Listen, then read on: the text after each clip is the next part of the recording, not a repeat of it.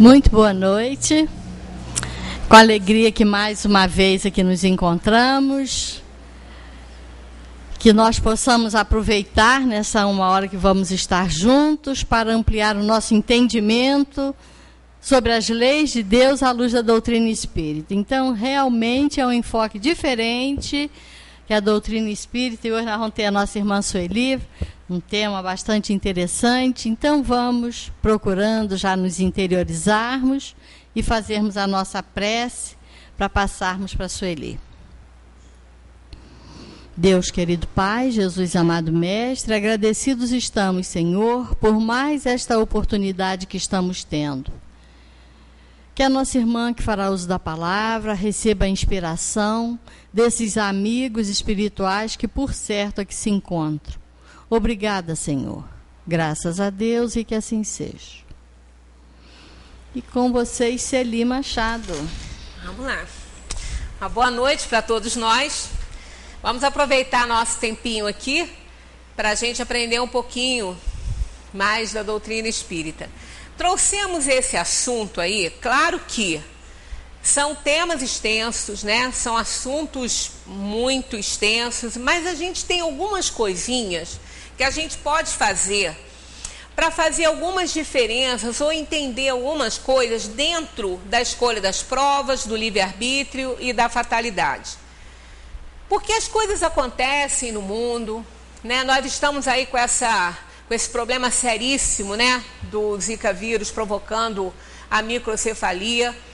E isso é um problema muito grave, porque isso causa muito problema na criança. A criança não vai ser todos esses brasileirinhos aí que estão nascendo com microcefalia, terão problemas, terão dificuldades. E a gente fica imaginando se está tão difícil, né, para quem não tem esses problemas, imagina para quem tem. Então, a gente precisa entender um pouquinho sobre essa questão da escolha das provas, do livre-arbítrio e da fatalidade, para a gente poder entender também esse processo aí. Porque não é com todas as crianças, né? A gente sabe que tem muitas mulheres que contraíram o vírus e não tiveram problemas com seus bebês. Então, a gente fica tentando entender, né? Se fosse assim, se fosse generalizar essa questão, não, ele provoca sempre isso, tá. Mas muitas mulheres, fora inclusive, não sei se foi Venezuela ou México, parece, né? Bolívia? Então. As crianças não tiveram problema com microcefalia e as mulheres contraíram, né, o Zika vírus. Então a gente fica questionando e o Espiritismo tem uma explicação lógica, coerente para nos dar a respeito disso aí. Não só disso, como de muitas outras situações, né? Todas as doenças genéticas, né? Todas elas, se fosse o caso, toda pessoa que passasse um gene com algum problema para o outro teria aquela doença, e também não é bem assim que acontece, né? Muitas vezes a gente vê, por exemplo, o Alzheimer precoce, ele é hereditário, né? Ele acontece por volta de 35, 40 anos, começa a se manifestar precocemente, porque essa demência, né, só com muita idade, que às vezes ela aparece, mas o Alzheimer precoce, ele pode ser passado, ele pode ser passado para outras gerações, né? E nem sempre isso acontece. Nem sempre. Teve até aquele filme Para Sempre Alice, que focalizou muito bem essa questão. Ela, uma doutora em línguas e em linguística, muito inteligente, com 50 anos ela começou a ter uns sintomas, né, do Alzheimer, foi diagnosticado, aí fizeram os exames, porque o dela era precoce, fizeram os exames. Um filho dela, que era médico, não passou para ele o gene. Para uma das filhas passou, e ela estava tendo, na época, ela estava tendo até gêmeos também, a filha dela, e a outra não quis saber. Então, olha só, ela não passou para o filho, passou para uma das filhas, né? E isso a gente tem visto essas coisas acontecerem aí né, em torno de nós, na família ou com pessoas que a gente conhece. Então existem essas coisas e o Espiritismo tem uma explicação muito lógica e coerente sobre isso. Então, dentro desse fator reencarnação, nós vamos tentar, né, explicar isso com algumas questões de O Livro dos Espíritos dentro desses temas aí da escolha das provas. Primeiro de tudo, vamos relembrar, né, porque falar de reencarnação em centro espírita é chover molhado. Mas sabe que muita gente ainda tem algumas dificuldades? Então vamos ver aqui. Qual é a finalidade da encarnação dos espíritos? Então, por que a gente tem que reencarnar, né? Tem até uma prima que ela fala, esse negócio, eu estou passando minhas provações, né? Todo mundo passa, aí eu vou, depois eu volto, eu vou ficar nisso, eu vou e volto, somos espíritos errantes, né? E aí a gente tem que fazer esse passeio aí entre as dimensões mesmo. Mas realmente parece assim muito cansativo, né? Aí há quem diga, eu não quero voltar não quero voltar. Como se fosse, bastasse um querer, né? Mas não é bem assim. Então, qual é a finalidade da encarnação dos espíritos? Tá lá. Algumas eu resumi, né? Outras não. Deus a impõe com o fim de levá-los à perfeição. Para uns é uma expiação, para outros uma missão. Mas para chegar a essa perfeição, eles devem sofrer todas as vicissitudes da existência corpórea. Nisto é que está a expiação, né? O sofrimento, o resgate.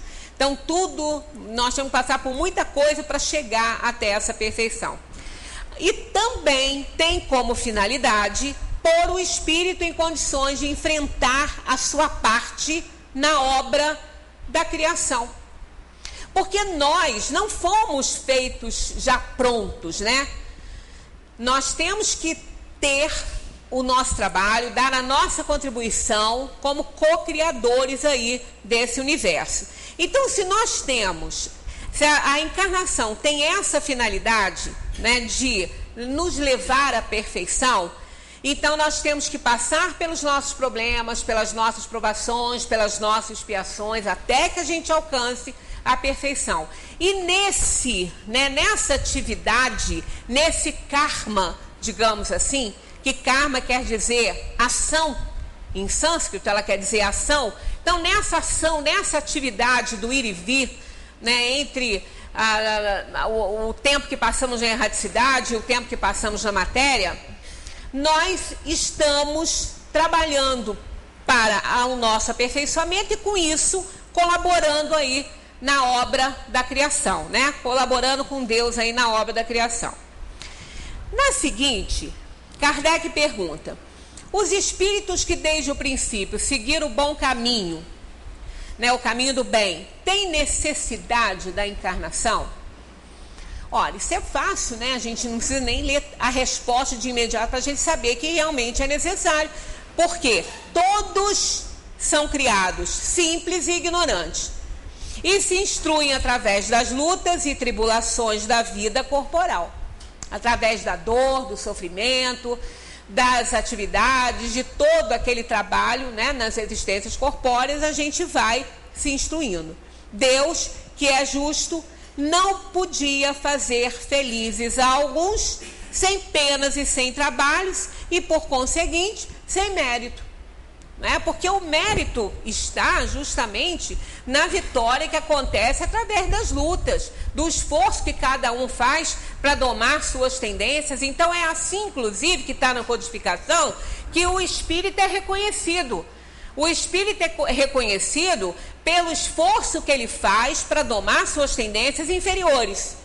Porque somos espíritos simples e ignorantes, fomos criados assim, e não fomos criados com a essência do mal, e sim com a essência do bem. Mas é uma semente, ela tem que ser cultivada para que possa se desenvolver o bem em nós.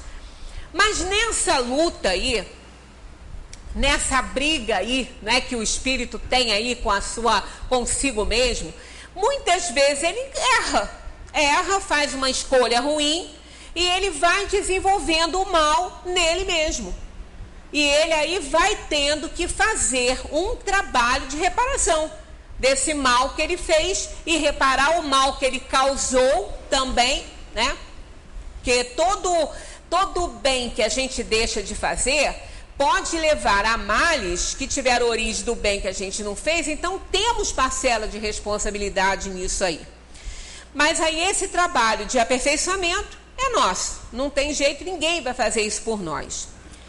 Essa 133, ela se desenrola em mais uma aí, dizendo que Kardec pergunta o seguinte: mas então, de que serve aos espíritos seguirem o caminho do bem, se isso não os isenta das penas da vida corporal? Ora, mesmo que o espírito, né, só seguisse o caminho do bem, isso é difícil, porque ele acaba fazendo uma escolha ruim aqui ou ali, que desenvolve o mal nele. Mesmo assim, ele teria provações, expiações, por causa para que ele pudesse ser impulsionado ao progresso. Porque não é só a provação e a expiação, não vem só dos erros cometidos. É necessário que a gente seja estimulado a desenvolver a própria inteligência. Né? Quando muitas vezes uma pessoa passa por uma dificuldade muito grande, uma perda, seja ela material ou não, mas uma coisa, às vezes ela desenvolve talentos, ela descobre talentos nela que ela nem sabia que tinha. Então ela é estimulada a essa reflexão, a esse esforço. Então todo espírito, ele passa por essas privações na sua caminhada evolutiva, que faz ele sofrer, independentemente dessa questão do erro, do resgate de uma dívida, porque ele foi criado simples e ignorante, então ele tem dificuldades, ele tem que ser estimulado ao desenvolvimento, e isso muitas vezes provoca, né, uma dor. Mas aqui os espíritos dizem que mesmo aqueles, né, que não desenvolvem o mal em si, eles acabam chegando mais rápido, passa pelo sofrimento, mas chega mais rápido. Eles respondem dizendo que chegam mais depressa ao alvo. Além disso, as penas da vida são frequentemente a consequência da imperfeição do espírito. Quanto menos perfeito ele for, menos tormento sofrerá.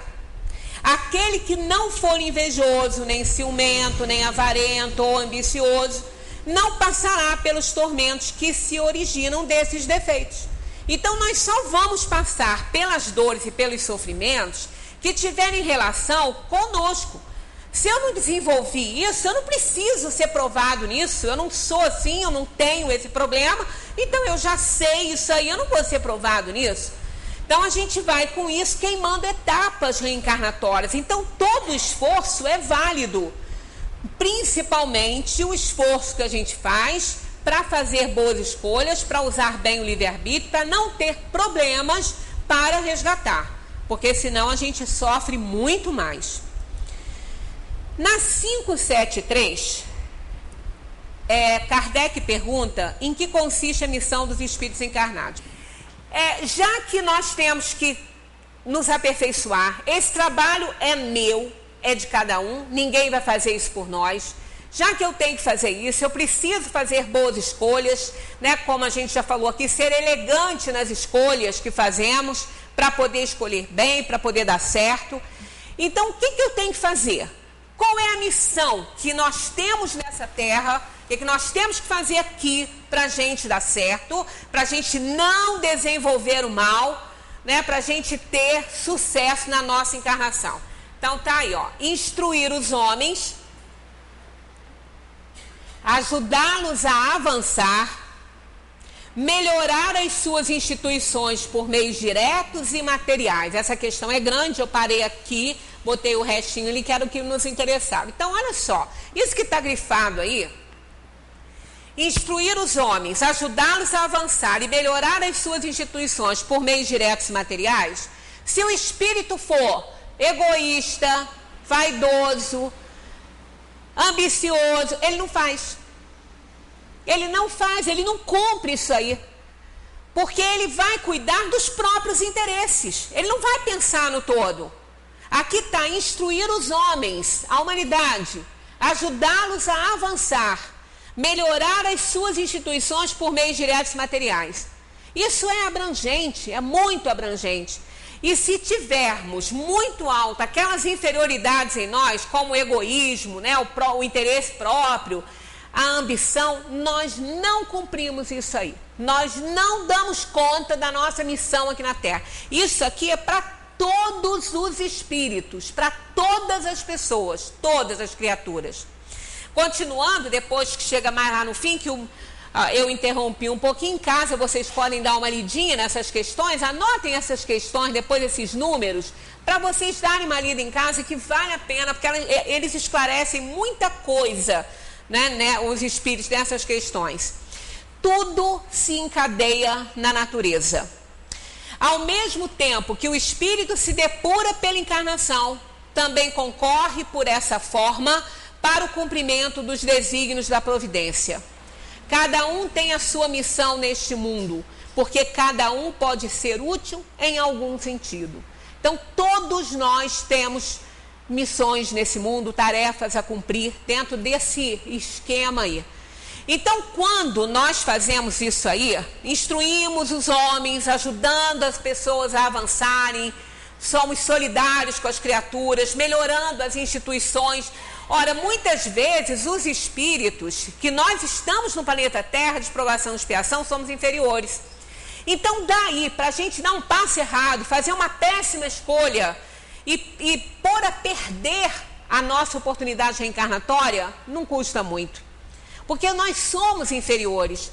A dificuldade no mundo, a violência, a criminalidade, ela está aumentando tanto porque a situação está tão difícil para todo mundo, o desemprego está tão grande, né, que as pessoas, às vezes, vão enveredar por caminhos tortuosos aí que não deveriam. Porque nós somos espíritos inferiores, a gente não se conhece, não. A gente não sabe do que a gente é capaz quando vê um filho morrendo sem um socorro, sem um alimento. Então, a gente não sabe qual seria a nossa reação. É muito fácil a gente falar, não, eu não ia fazer. Nós não sabemos, a gente não se conhece. A gente não sabe do que a gente é capaz de fazer, né? Diante de uma dor intensa num ente querido, uma coisa, a gente pode cometer atos indignos. A gente pode sim, nós somos espíritos inferiores. Então, se nós temos, né, que os espíritos dizem que nós temos como missão isso aí, se todas as pessoas cumprissem essa tarefa dentro da sua missão particular, nós estaríamos com certeza melhores do que a gente está, né? Porque isso aqui não tem, o egoísmo passa longe daqui, a gente quer ajudar as pessoas, isso aqui é fundamental. Isso é fundamental para o bem-estar de qualquer sociedade. Ajudar as pessoas a melhorarem de vida, a avançar, melhorando as instituições, quer dizer, diminuindo os problemas dentro de uma sociedade. Então, essa é a grande tarefa dos espíritos encarnados e dos desencarnados também, que eles nos auxiliam. Mas a tarefa maior aqui, nessa questão material, né, tem que ser então do espírito encarnado. Então, essa é a grande missão dos espíritos. É para isso, nós reencarnamos para avançar, para melhorar, para nos aperfeiçoarmos através dessa atividade aí, né? Não é só para fazer por nós, e sim por todos. Isso está lá na missão dos espíritos, que a gente está até nesse assunto, nas terças à tarde, a gente está ali na missão dos espíritos. Estamos nesse capítulo. Na 258, Kardec pergunta, no estado errante, antes de nova existência corpórea, o espírito tem consciência e previsão do que vai lhe acontecer durante a vida? Porque, bem, vimos que o espírito tem que reencarna para se aperfeiçoar, não é todo o esforço que ele faz para ele dar certo, né? Sempre vai contar para ele isso, ele vai chegar mais cedo a alcançar os seus objetivos e tudo. Então, se ele vai reencarnar, ele vai fazer uma escolha de provas. O que é isso? Ele vai montar um mapa reencarnatório para ele.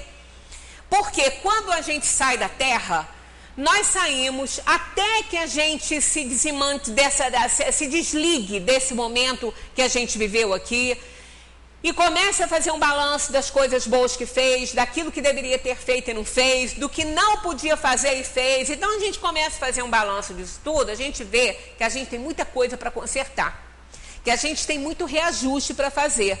Aí o espírito começa, já nesse período, montar aí um plano de reencarnação para ele. Ele já começa a separar algumas coisas. Eu preciso me reabilitar nisso, preciso me redimir com fulano, eu preciso me reajustar com ciclano. Então aí ele vai tendo, né, uma luz e vai montando para ele, vai escolhendo provas e expiações para que quando ele reencarnar, ele possa resgatar o seu passado de erro. Ele vai tomar uma nova personalidade e ele vai resgatar. Então ele faz uma série de escolhas. Às vezes ele tem que resgatar problemas de doenças seríssimas, porque ele danificou a organização física na encarnação anterior. Aí ele vai enfrentar isso vai ser para ele uma aprovação e uma expiação. Ele vai enfrentar aquela dor, porque aquela doença está no perispírito dele. Ele fez bobagem, ele errou, então ele levou isso com ele. Aquilo está no arquivo perispirítico dele, né, nos fluidos, que quando ele reencarnar, em determinado momento, se ele fez uma escolha assim, a doença vai aparecer ou qualquer outra situação para fazê-lo resgatar aquele passado. Então ele vai montando esse mapa reencarnatório, esse conjunto de provações e expiações, o seu karma, ele vai montando isso. Por ocasião da encarnação, quando ele for informado que ele vai reencarnar, ele vai apresentar o plano dele, a escolha que ele fez, é o que ele vai passar, o que ele vai sofrer, ele tem que escolher. Se ele não tiver condições de escolher, alguém vai ajudá-lo ou vai ser imposto a ele, né, um conjunto aí de provações e expiações. Mas aí ele apresenta e vai ser analisado pela equipe que trabalha, reencarnada a trabalho, os espíritos trabalham muito nas reencarnações. Aí tudo vai ser avaliado, se ele vai ter condições, se ele não vai ter condições de aguentar o que ele está pedindo, porque às vezes não vai, às vezes ele não tem evolução ainda para isso, aí não vai ser permitido, porque senão ele pode ter uma outra queda, né? Ele pode não dar certo, então tudo isso vai ser pesado, né, para ele, para que tudo esteja de acordo, para que ele possa, ao reencarnar, dar certo na reencarnação dele. Então, no estado errante, antes de nova existência corpórea, o espírito tem consciência e previsão do que lhe vai acontecer durante a vida? Eles respondem, ele mesmo escolhe o gênero de provas que deseja sofrer. Nisto consiste o seu livre-arbítrio. Então, às vezes a gente fala assim, eu estou nesse mundo, tem livre-arbítrio, mas eu não tenho escolha, olha a doença que eu estou. Eu tive escolha? Não tive escolha, ela apareceu na minha vida, eu não fiz nada para ela aparecer. Porque às vezes as causas são atuais, mas às vezes as causas de determinadas doenças não são atuais. Não é uma criança, às vezes, que está lá nos seus 10, 12 anos, é uma criança ainda que desenvolve um câncer de pulmão, que característico de quem fumou 100 anos numa vida. Essa criança nunca botou um cigarro na boca, nunca... Como que pode? Né? Então, por exemplo, parece que aquilo ali é uma fatalidade, mas não é. A gente vai, inclusive, fazer a diferença do que é uma fatalidade e o que não é. Então, aquilo ali é um resgate. O livre-arbítrio dele foi usado quando ele fez essa escolha ao reencarnar, de desenvolver essa doença para limpar, né, todo o seu fluido perispírito com lesões que ele provocou em encarnações passadas. Então ele mesmo escolhe o gênero de provas que deseja sofrer, e nisso consiste o livre-arbítrio. Então isso poderia ter sido evitado, essa doença nele poderia ser evitada, nesse jovem de 13, 14 anos, poderia ter sido evitado? Poderia, lá na encarnação anterior, que ele não tivesse feito bobagem, que ele não tivesse comprometido, danificado sua organização física, para que ele pudesse, ao desencarnar, levar aquela mancha para depois ele ter que resgatar aquilo numa próxima vida. Então, de qualquer forma, ele fez a escolha. Ele fez a escolha quando ele errou, ele fez a escolha quando ele reencarnou, para resgatar aquele passado. Então, isso não é uma fatalidade, não. Isso é um resgate de dívida, isso é uma escolha que ele fez. Fatalidade é o que a gente não pode mexer, não pode escolher. Aquilo que a gente pode evitar, que a gente pode dar o nosso jeitinho, não é fatalidade, né? Bem, aí vem essa questão aqui. É necessário voltar aqui. Perdão. Eu mexi aqui e pulei muito. Fiz uma bobaginha que causou um prejuízo, né? Vamos voltar.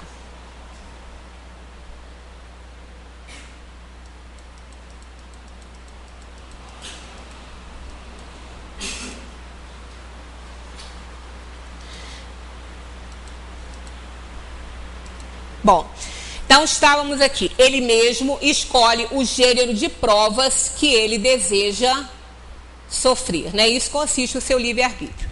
Mas aí entra aqui, é necessário distinguir o que é obra da vontade de Deus e o que é da vontade do homem. Se um perigo vos ameaça, não fostes vós que o criastes, mas Deus tivestes, porém, a vontade de vos expordes a ele, porque o considerastes um meio de adiantamento e Deus permitiu. Aqui a gente vê claramente essa questão do livre-arbítrio. Pega para mim aqui a escolha das provas, que eu acho que teve um quadro aqui que pulou. Então, quando nós usamos o nosso livre-arbítrio, nós estamos numa atividade, fazendo uma escolha que nem sempre é do agrado de Deus, né? Deus quer que todos nós tenhamos oportunidades, Ele dá todas as oportunidades, mas nem sempre a gente aproveita. Quer dizer, Ele gostaria que aproveitássemos, né? Que tivéssemos uma ação de acordo com a lei divina, com a lei que Ele nos ensina, que Ele nos impõe. Mas nem sempre isso acontece, né? Muitas vezes nós tomamos atitudes que não agradam nem um pouco a Deus. Então é necessário, na nossa escolha, naquilo que a gente faz, distinguir o que é obra da vontade de Deus e o que é da vontade do homem. Da vontade de Deus é que a gente dê certo, que tudo saia bem, que a gente cumpra as nossas tarefas, que a gente realize a nossa missão aqui de espírito encarnado. Mas nem sempre a gente faz. Quando a gente usa o livre-arbítrio de maneira errada, nós estamos fazendo algo que com certeza não é da vontade de Deus. Então, se um perigo vos ameaça, não foi nós que criamos, Deus criou, mas nós acabamos com as nossas escolhas erradas, nos colocando ali dentro daquele quadro que vai nos fazer sofrer, que vai nos fazer espiar e provar alguma coisa. Então, muitas vezes, nós pedimos isso na escolha das provas que nós fazemos, nós pedimos para sermos expostos a situações que possam nos provar, porque consideramos isso um meio de adiantamento. Então, Deus permite que essas coisas aconteçam conosco. Aí a gente, às vezes, fica pensando, onde está Deus em determinadas situações de dor e sofrimento das pessoas? Está ali. Nós pedimos situações assim, para que a gente possa ser testado, para que a gente possa ser provado. Na 853 está assim: certas pessoas escapam a um perigo mortal para cair em outro. Parece que não podem escapar à morte. Não há nisso uma fatalidade?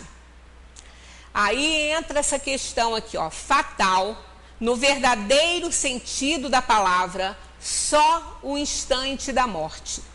Chegando esse momento, de uma forma ou de outra, a ele não podeis furtar-vos.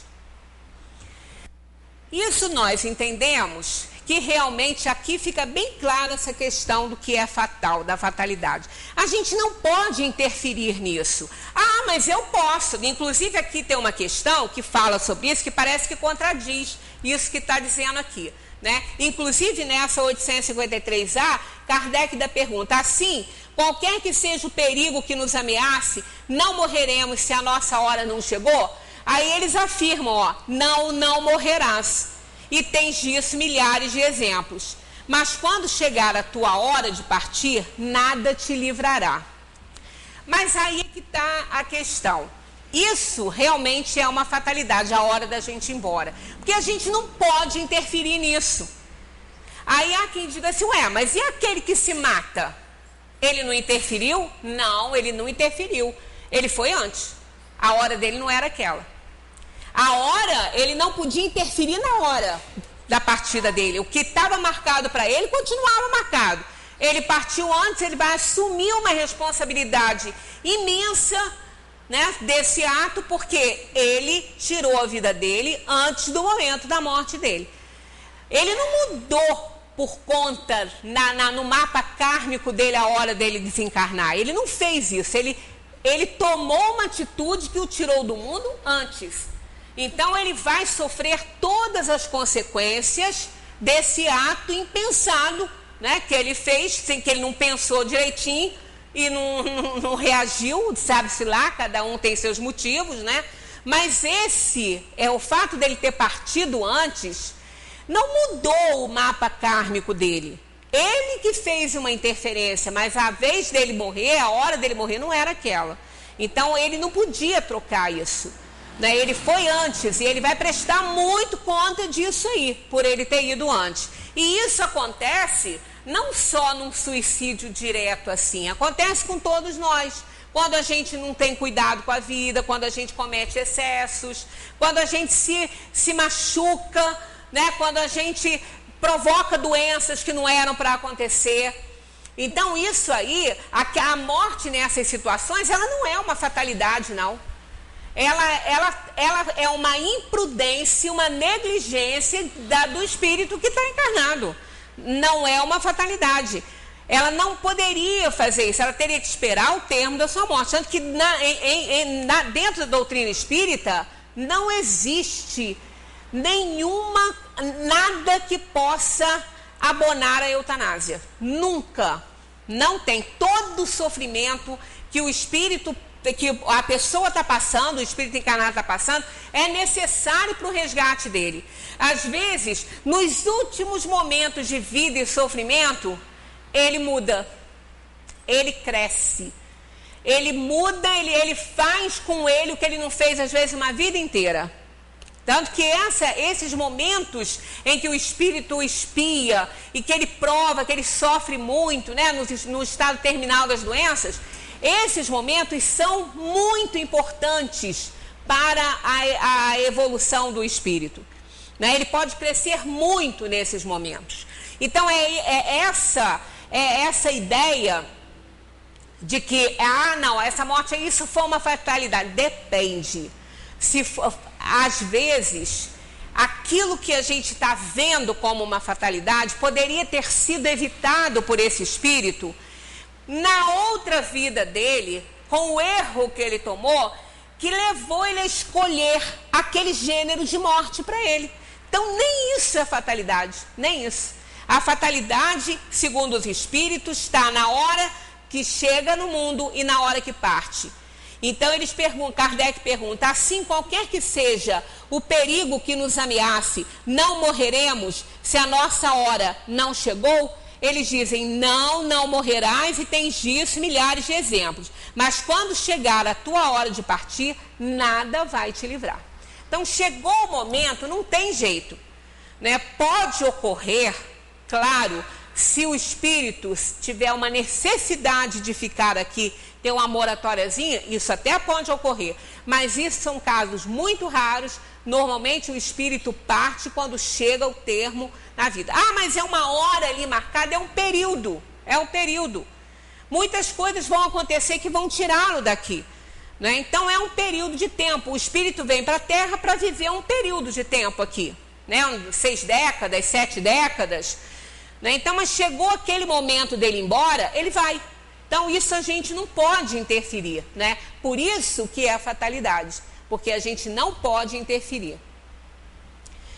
Da 854, essa questão aqui é extremamente importante. Da infalibilidade da hora da morte, segue-se que as precauções que se tomam para evitá-la são inúteis. Vamos rever a outra que passou aí, né?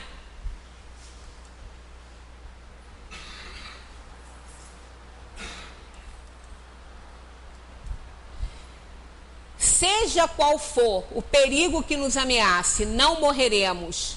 Se a nossa hora não chegou, não morrerás. E tens disso milhares de exemplos. Mas quando chegar a tua hora de partir, nada te livrará. Vamos para aquela lá, que parece uma contradição. Uma está pertinho da outra, ó. É a seguinte, é o 854. Então, por conta do que eles responderam lá, né, na 853, Kardec perguntou: da infalibilidade da hora da morte, segue-se que as precauções que se tomam para evitá-las são inúteis? Então não adianta fazer nada, né? Então não adianta tomar remédio, não adianta o médico, não adianta operar, não adianta ser socorrido, não adianta... Será que seria assim? Claro que não, né? Olha o que eles respondem: não, porque as precauções que tomais vos são sugeridas com o fim de evitar uma morte que vos ameaça. São um dos meios para que ela não se verifique. Parece contradição com a outra, né? Porque se chegou a hora tem que ir mesmo, né? Só que tem que quem é que sabe que se chegou a hora? Alguém sabe? Né? Se chegou a hora? Se eu estou tendo um piripaque qualquer, um ataque qualquer, eu sei que a minha hora chegou? Eu estou sabendo que ela chegou? Se eu não for, ela vai chegar. Se eu não for me socorrer, se eu achar que é um problema espiritual, igual uma vez que aconteceu, eu estou rindo, mas isso é uma coisa trágica. A pessoa teve um AVC e ficou com um lado problemático, assim. Então, na hora que estava acontecendo, uma outra da família falou: não, isso é obsessão, tem que dar passe. Aí a outra: passe, leva para o hospital que vai morrer, está tendo um AVC. Não é? Então, é aquela história. A gente, às vezes, confunde as coisas. Tudo que a pessoa sentir, corre para ser socorrido. Faz as duas partes. Vai rezando, vai pedindo ajuda, mas vai para o hospital. Chama médico, vai para o hospital. Não fica achando que é encosto, não, porque o encosto pode levar a gente, né? Pode fazer a gente morrer. Então, não vamos cometer um erro desse. Mas aí é aquela história: bom, mas se eu vou ter que morrer mesmo, para que eu vou correr para lá? Ué, mas será que chegou a tua hora? Está na hora de você ir? Então não tem contradição nisso aqui, não tem. Nós não sabemos a hora, a morte está nos ameaçando, mas será que está na hora mesmo da gente ir? E se não tiver? Se não tiver e eu não for socorrida, eu vou morrer. Pode isso? Pode, claro que pode. Os espíritos sempre nos falam que vai mais gente, morre mais gente, passa mais gente para o plano espiritual fora da hora do que na hora. Quando ela chega, a gente não tem como evitar, mas a gente vai, muitos espíritos vão antes dela chegar, né? Vão antes da hora, com as imprudências, com as negligências, né? Por exemplo, se eu vou atravessar essa avenida aqui num olho e um carro me matar, isso não é fatalidade, não, isso é imprudência. Poderia não estar na hora de eu morrer, mas eu fui imprudente. E comigo eu fiz isso. Eu não conseguiria fazer isso com outra pessoa, né? Mas comigo eu posso. Eu tenho esse livre-arbítrio. E a prova maior que Deus, eu sempre falo isso aqui, a prova maior que nós temos, que Deus não interfere no nosso livre-arbítrio, é justamente os suicídios. Ninguém nasce para se matar e nem para matar ninguém. Não existe isso nas escolhas de provas. Não, eu escolho matar fulano porque fulano me matou. Não existe isso. Jamais Deus daria uma permissão para um espírito reencarnar com essa tarefa. Nem de tirar a própria vida, nem a vida de ninguém. Então isso é por conta do livre-arbítrio, isso é por conta da escolha que a gente faz aqui e não antes de reencarnar. Pelo contrário, muitas vezes o espírito, na escolha das suas provas, ele pede para que todos os recursos sejam usados para evitar que ele tire a própria vida. E isso acontece, aí ele nasce com problemas seríssimos de saúde, impossibilitado de se locomover. E se ainda houver alguma possibilidade dele tirar a própria vida, aquela possibilidade vai lhe ser cortada com alguma doença que vai chegar, que vai tirar o movimento que ainda tem. porque foi uma escolha que ele fez. A escolha que ele fez foi essa: pedindo ajuda para que tudo fosse usado para que ele não tirasse a vida. Porque existem suicidas assim, compulsivos, eles vêm todas as vezes que reencarnam, eles tiram a própria vida. Aí chega um momento que eles precisam de muita ajuda para isso não acontecer. Então eles fazem essa escolha, pedindo que tudo seja usado. Então aí aparece um monte de doença. Eu já contei esse caso aqui, né, de uma mãe que recorreu a um centro espírita porque o filho já tinha tantos problemas. Ele nasceu cego, ele não escutava, né? Ele teve uma doença depois, que aí ele também teve problema com os braços, ele não podia segurar as coisas, ele andava. Aí ele teve uma doença e que os médicos falaram que tinha que cortar as pernas. Os pais desesperados, porque os pais falaram, não é possível, tudo acontece com essa criatura. E era jovem ainda, era um menino jovem ainda. Aí foi constatado realmente, a doença chegou e ele ia ter as pernas cortadas. Aí a família entrou em pânico, um desespero, né? Aí um amigo levou para um centro espírita, lá ele foi informado de muita coisa, foi recebendo ajuda. E numa comunicação na reunião mediúnica, o anjo da guarda dele se comunicou e disse que ele realmente teria as pernas cortadas, porque senão ele ia se matar. E ele fez essa escolha quando ele nasceu, ele fez uma escolha quando ia reencarnar, de tudo ser usado para que ele não tirasse a própria vida. E que então ele ia sofrer isso. Então são coisas que às vezes acontecem e que a gente vê que é um mal para evitar um mal muito maior, né, que seria ele tirar a vida de novo nessa encarnação. Então, quando o espírito faz a escolha, ele faz escolhas de provas que aos nossos olhos, ao nosso julgamento, nunca ninguém pediria aquilo, mas ele que sabe das necessidades dele. Então ele pede para ele poder sair vitorioso daquela encarnação em que ele está vivendo. Então essa questão aqui da infalibilidade da morte, né, todas as precauções que a gente vai usar, é possível, já que ela vai acontecer, não. Temos que cuidar.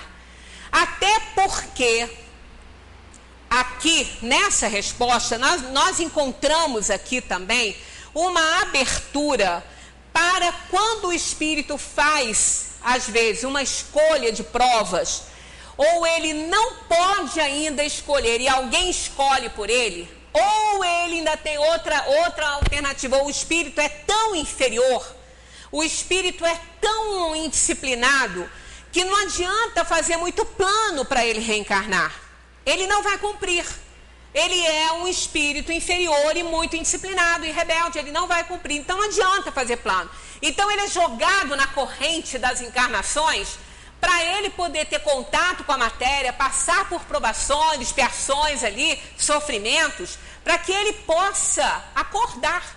Porque quem não aprende pelo amor, aprende pela dor.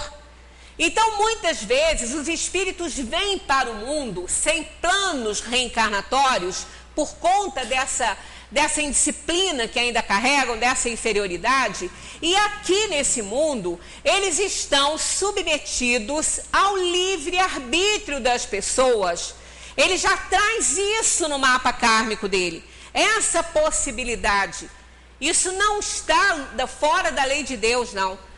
Para que ele acorde, ele vai depender da boa vontade das pessoas. Ah, mas Deus então vai, porque vai ter muita gente para ajudar. E ele tem que passar por essas experiências para ele poder aprender, para ele poder melhorar. Quando o espírito, o quadrinho que eu acho que estava faltando, é que quando ele reencarna, ele faz a escolha das provas. E tem uma questão que fala, quando o espírito não tem condições de fazer essa escolha, Deus impõe essas provas para ele. Quando ele não consegue, quando ele não tem capacidade de escolher o que é melhor para ele, as provas então são impostas, não são castigos, mas são provas impostas a ele, para que ele possa dar conta, para ele possa melhorar um pouco na situação dele. Se a morte não pode ser evitada quando chega a sua hora, acontece o mesmo com todos os acidentes no percurso da nossa vida. Aí a gente estaria com uma ideia de destino, né? Que estaria tudo traçado na nossa vida. E eles respondem assim: são em geral coisas demasiado pequenas, das quais podemos prevenir-vos, dirigindo o vosso pensamento no sentido de as evitardes, porque não gostamos do sofrimento material. Né? Todo sofrimento material que os espíritos podem nos isentar, eles vão fazer, porque eles não gostam disso. Eles não ficam felizes quando vê a gente sofrendo aqui nesse mundo. Então, se são coisas simples e coisas menores, eles vão nos ajudar a evitar. Eles vão nos intuir a passar por um outro caminho, se ali tiver um problema que a gente possa ter, porque nem tudo está escrito, nós não temos destino, nós temos desígnios a cumprir, que nós mesmos escolhemos. Aí, continuando aqui, ó. Mas isso é de pouca importância para o curso da vida que escolhestes. Então, aquilo que eles podem evitar é de pouca importância para nós. Não é coisa que vai determinar a nossa vitória reencarnatória. Mas aí vem aqui, ó. A fatalidade, na verdade, só consiste nestas 2 horas, a que deveis aparecer e desaparecer deste mundo. Então é só nesse momento que há a fatalidade, porque todas as outras coisas são consequências da escolha que fizemos, das obrigações ou das expiações e provações impostas por Deus quando a gente não pode escolher. Então isso não é mais fatalidade, desde que isso poderia ser evitado quando nós erramos lá no passado. Então, uma pessoa que escolhe uma morte trágica para resgatar uma coisa que ela fez, se ela não tivesse feito aquilo, não teria o problema que ela está tendo. Né? Então, quando nós podemos interferir, mesmo lá no passado, a gente não precisava ter feito aquilo para ter que expiar depois, então não é considerado fatalidade na nossa vida atual. Só no momento da morte e da chegada. Porque ao reencarnar também, isso não depende da gente. Nós temos que aproveitar muito a nossa vida aqui, porque quando a gente vai voltar, a gente não sabe. E a gente pensa que não quer voltar, a gente quer voltar sim, porque a gente precisa evoluir. Quando a gente está na dimensão espiritual, na erraticidade, que a gente vê a felicidade dos justos, nossa, isso para a gente é muito importante. Né? Então a gente quer reencarnar e não sabemos quando. Então isso também a gente é uma fatalidade, porque a gente não pode prever. Isso a gente não pode escolher, a gente escolhe as provas. Quando nós vamos vir, a gente não pode escolher. Isso vai ficar por conta, né, de quem está encarregado nisso. 859. Há fatos que devem ocorrer forçosamente e que a vontade dos espíritos não pode conjurar. Quer dizer, existem aquelas coisas que os espíritos não podem fazer nada por nós, vão ter que acontecer mesmo? Eles respondem sim, mas que tu, quando no estado de espírito, viste e pressentiste ao fazer a tua escolha. Não acrediteis, porém, que tudo o que acontece esteja escrito como se diz. Um acontecimento é quase sempre a consequência de uma coisa que fizeste por um ato da tua livre vontade, de tal maneira que se não tivesses praticado aquele ato, o acontecimento não se verificaria. Foi o que a gente acabou de comentar. Então, aquilo que nós chamamos de fatalidade não é. É consequência do mau uso do livre-arbítrio numa determinada encarnação que nos levou a escolher algo trágico para nós, para poder resgatar aquilo ali. Então aí, isso realmente os espíritos não podem fazer nada. Aqui eles não podem evitar, de jeito nenhum. Não tem o que fazer, nós vamos ter que passar. Essas provações têm a ver com o curso do nosso aperfeiçoamento. Não são coisas simples, né? Aí, ó, somente as grandes dores, os acontecimentos importantes e capazes de fluir na tua evolução moral são previstos por Deus, porque são úteis à tua purificação e à tua instrução. Então, esses fatos, nesses a gente não pode interferir.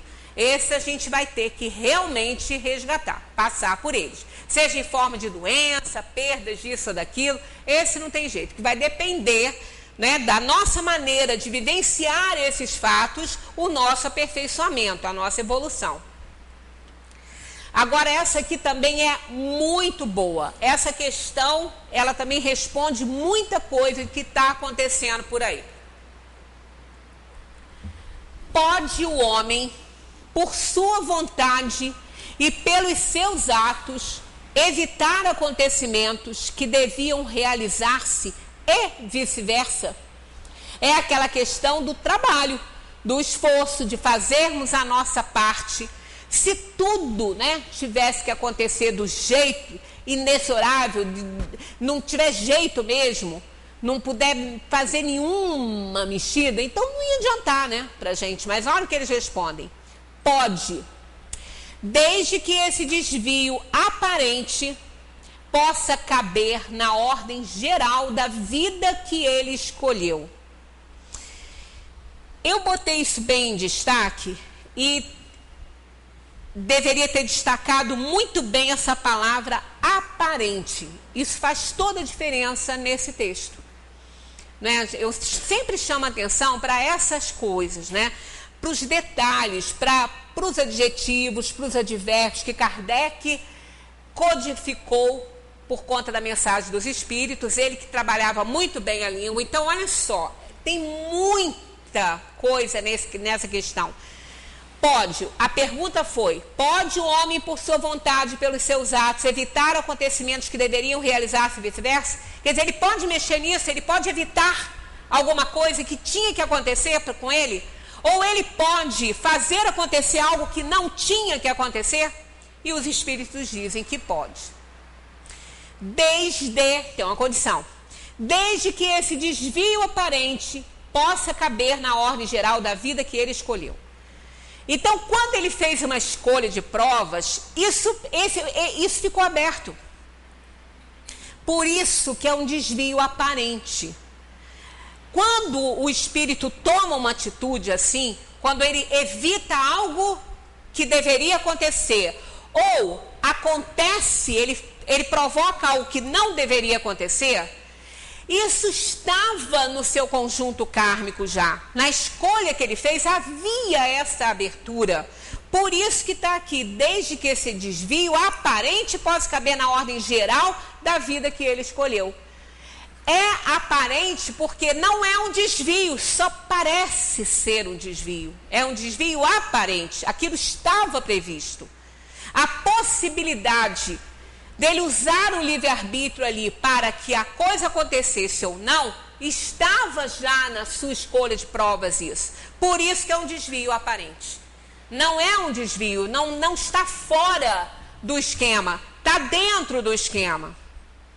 Além disso, para fazer o bem, como é do seu dever e único objetivo da vida, ele pode impedir o mal, sobretudo aquele que possa contribuir para um mal ainda maior. Aí a gente entra nessa questão muito importante do fator humano. Na escolha das provas, no processo reencarnatório, da escolha das provas, no livre-arbítrio, a gente não pode esquecer o fator humano. O fator humano é o livre-arbítrio das pessoas. Estando na ordem geral das coisas que ele escolheu, ele pode usar o seu livre-arbítrio para impedir sim. Então, qual é a palavra, a frase-chave para as coisas darem certo? Fazer a nossa parte da melhor maneira possível.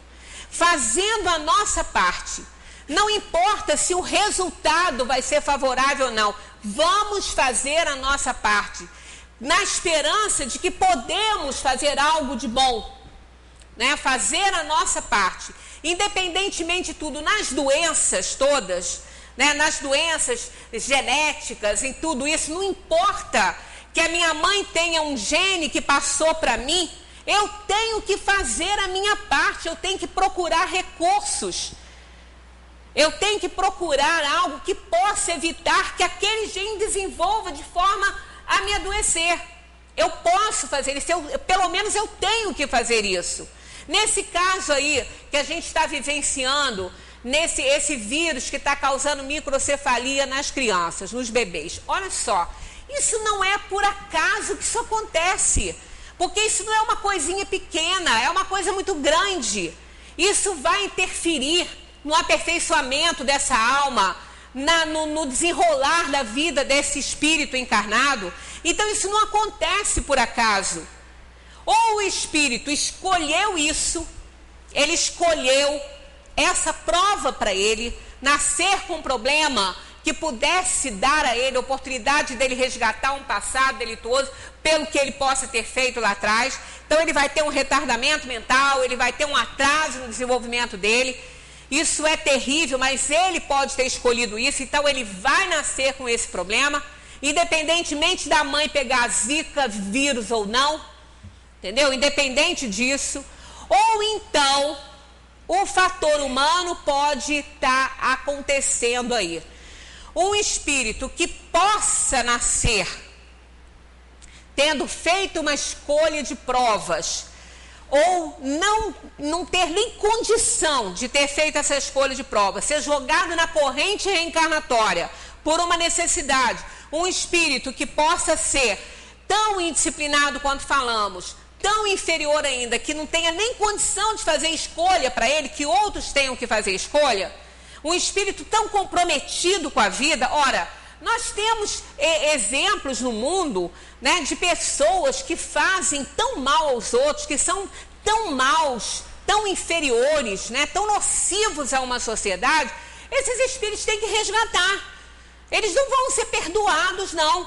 Eles vão reencarnar e vão resgatar o que eles fizeram.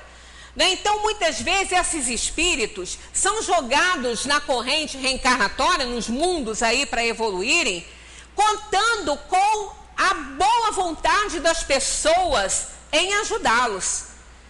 Porque são tão inferiores, são tão comprometidos, que eles ficam à mercê, sim, do livre-arbítrio de cada um. Então, um espírito que esteja em condições assim, ele pode estar reencarnando, aquela que o está recebendo no mundo, né, na condição de sua mãe, aí pode ficar no livre-arbítrio dela. Se ela fizer toda a parte dela, se ela tomar todos os cuidados, né, se ele não fez essa escolha, isso não foi imposto a ele ter um problema desse de microcefalia, né? Mas se isso tiver ao encargo daquela família que vai recebê-lo, então pode ser que ele venha e não desenvolva isso, porque a mãe vai tomar todos os cuidados, a gestante vai tomar todos os cuidados, a família vai se cercar de cuidados.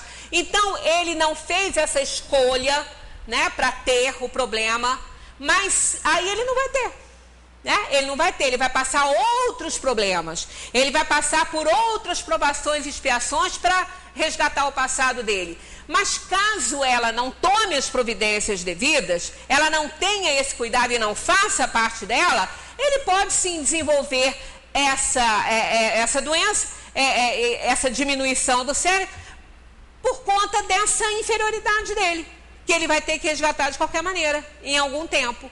Então, a gente, o que tem que ficar bem claro nessa questão aqui, né, muito claro nessa doutrina tão lúcida, né, tão lógica, é que o fator humano conta. Isso é certo. O que tem que acontecer, o que Deus determina, vai acontecer. Mas se tiver essa abertura no mapa kármico dele, vai depender do fator humano, do livre-arbítrio das pessoas que aqui se encontram.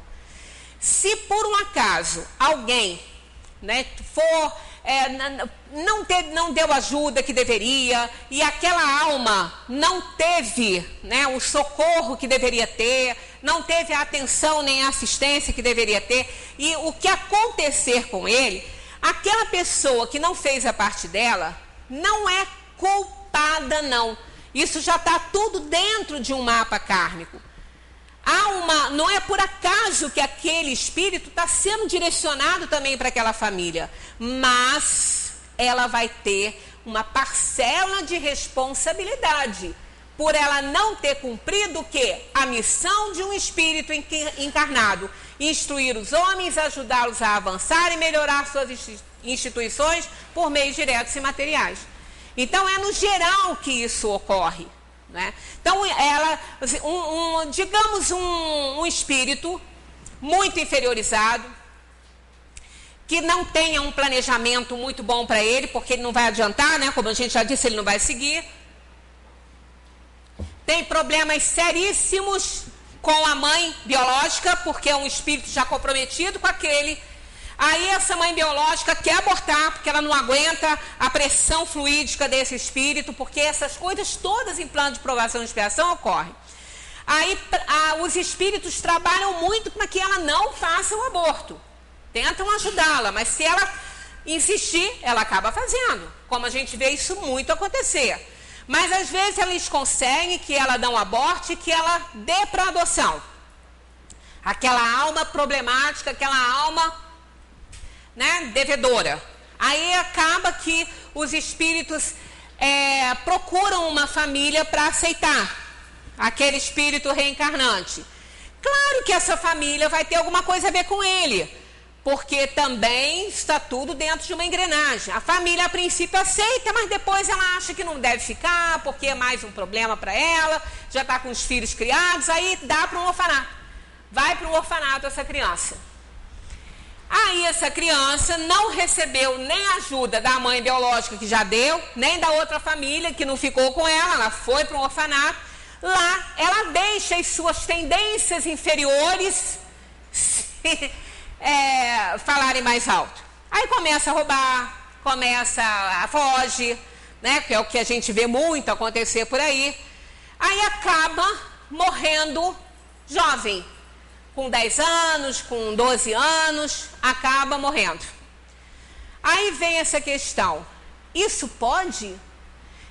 Esse espírito teria sido colocado na Terra para viver 6 dezenas de anos, mas morreu com 10. Isso pode? Pode. Porque ele era tão comprometido que nessa escolha que ele fez, havia essa cláusula, dizendo assim, né? Digamos assim, você vai e vai depender da ajuda, do livre-arbítrio das pessoas em te ajudar para você dar certo. Mas você sabe que tem que se esforçar para melhorar. Então ele não se esforça, ele vai para a rua, ele rouba, ele assalta e acaba morrendo. De quem é a culpa? Dele. A culpa é dele. A culpa não é da família que não ficou com ele, a culpa não é da mãe que também não o quis, a culpa é dele. Porque se ele está nessa condição de inferioridade, é por conta dele. Pelo mau uso do livre-arbítrio que ele vem fazendo. Né? Agora, a mãe que não ficou e a família que também não quis, vão ter parcela de responsabilidade. Parcela de responsabilidade, não é culpa. Poderiam ter ajudado. Qual é a culpa deles? A culpa de todos aí, sem ser a dele mesmo.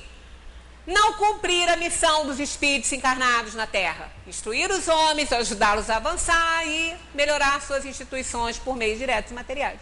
Isso. A culpa dele cai em cima dessa questão por ele não ter feito a parte que lhe cabia, de auxiliar, de ajudar, de ser solidário, de ser amoroso, né? Mas não propriamente a culpa do menino ter sido morto. Ele, aquele espírito, poderia ter se esforçado mais um pouco. Poderia ter aproveitado a assistência, ainda que precária, de uma instituição. Não quis. Tantos aproveitam e dão certo, né? Alguns não aproveitam e dão. Quantos? A gente não sabe os monstrinhos que a gente tem dentro da nossa própria casa, na condição de nossos filhos. Adotados ou biológicos, isso não importa. São espíritos que foram direcionados a nós. Então, se os pais não fazem a parte deles, e aquele jovem vai para onde, né, para uma atividade que não deveria ir, os pais não são culpados. Se eles fizeram tudo o que podia, não serão responsabilizados. E se não fizeram, não é uma culpa, mas é uma parcela de responsabilidade por não terem feito a parte deles. Então, o segredo está em fazermos a nossa parte. Então, todos esses brasileirinhos aí que vão nascer com problemas de microcefalia, que já nasceram, ou o espírito pediu isso, tá? Pediu isso para um resgate de dívida, aí foi aproveitada essa situação física do vírus destruir as células troncos, principalmente as do córtex, que é a melhor parte do cérebro, principalmente isso. Então, se eles escolheram isso, eles vão nascer com esse problema. E aqueles que não escolheram isso, mas que havia essa abertura no mapa kármico do fator humano, né, deles ficarem à mercê de um livre-arbítrio, podem nascer ou não. E aqueles que não escolheram e não têm que passar por isso, não vão passar, independentemente da mãe ter ou não contraído esse vírus. Isso não é uma brincadeira, né? Isso não é por acaso. Nada acontece no reino hominal que seja casual, principalmente uma coisa assim, de forma nenhuma. Para a gente terminar, tá aí. A vontade divina é soberana. Claro que ela se sobrepõe ao fator humano e ao livre-arbítrio. Deus não precisa da gente para que a sua lei se cumpra na terra, mas somos instrumentos para que isso aconteça. Então, a vontade divina é soberana sempre. Se, querendo ou não, aquilo que tem que acontecer, vai acontecer. Porque Deus assim determina. Mas Deus nos outorgou o livre-arbítrio, a fim de que sejamos responsáveis pelos nossos atos, que possamos colocar em prática a missão dos espíritos encarnados. Em muitos planejamentos reencarnatórios, tem que se considerar o fator humano, que é o livre-arbítrio das pessoas. Somos espíritos inferiores e, na maioria das vezes, não realizamos a vontade do Pai e Ele não nos impede, deixando a cargo da nossa consciência a cobrança de nossos erros e o desejo de repará-los através de novas oportunidades na matéria, já que fazer o bem é o único objetivo da vida. Que tenhamos isso em nossa mente, o único objetivo é fazer o bem. Façamos a nossa parte, do jeitinho que a nossa consciência mande, ainda que interfira nos nossos interesses, porque os interesses de Deus têm que estar acima dos nossos interesses. E o interesse dele é o amor, é a solidariedade, é a caridade, é o bem ao próximo. Muita paz para todos.